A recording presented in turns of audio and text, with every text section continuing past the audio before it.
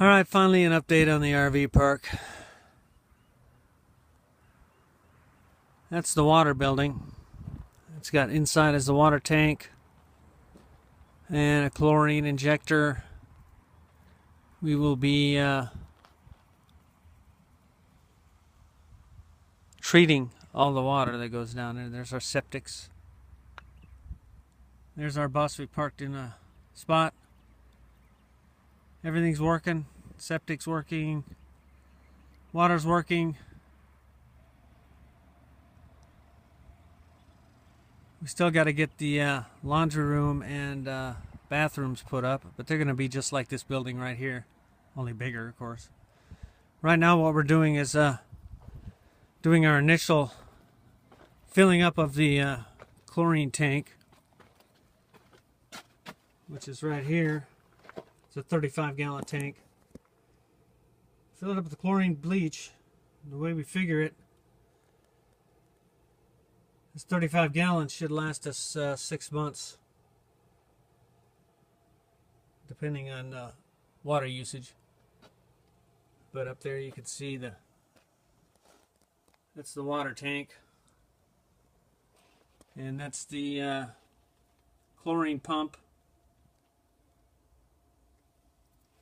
which that thing there goes through the wall and into the other side of the building and gets injected into the incoming water supply.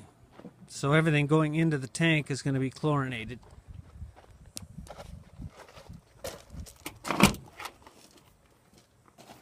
So there's the system. We got one pump up, but we're going to get another one put in because we want to have dual redundancy. All the electrical's in. Pump 1 is working. Pump 2 is standing by to be installed. There's our pressure tank. And there's the wall behind which is the chlorinator. By law, if this place were to ever be inspected by the state, would require separation between the chlorinator and the water system. Not required.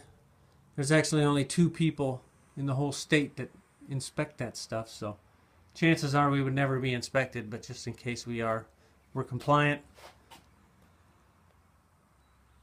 There's our 3,200 gallon tank. Right now it's full, so I'm going to take 2 gallons of chlorine and dump into that 3,200 gallon tank, which is about 10 times more chlorine than you would require to have sterile drinking water. But we're going to use that hyperchlorinated water to flush out all the pipes. So we're going to fill it up with that hyperchlorinated water, and we're going to run it all through all the pipes in every spot, so they'll be sterile, and then refill it. And right there is where the chlorine is injected, which is the incoming pipe going into the tank. So once I turn this knob on and reduce the level in the tank,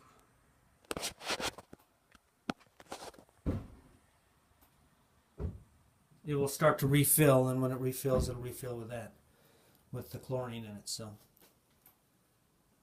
the proper level. But first thing we're going to do is empty this tank out after we fill it up with the 2 gallons of chlorine. Anyway, that's the update. I'll keep you posted. By the way, it's about 105 degrees today. See ya.